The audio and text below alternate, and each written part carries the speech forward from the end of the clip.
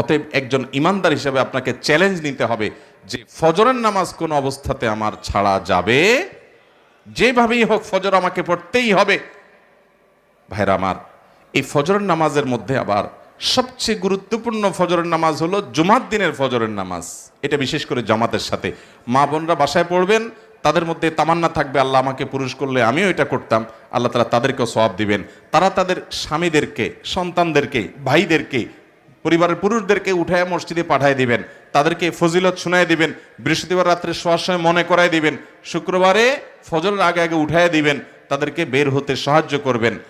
তাহলে সেক্ষেত্রে আদাল্লো ইলাল খাইরি কাফাইলিহি, ভালো কাজের পথ দেখাইছেন, সেই হিসাবে সে আজর এবং বিনিময় লাভ করবেন ইনশাআল্লাহ।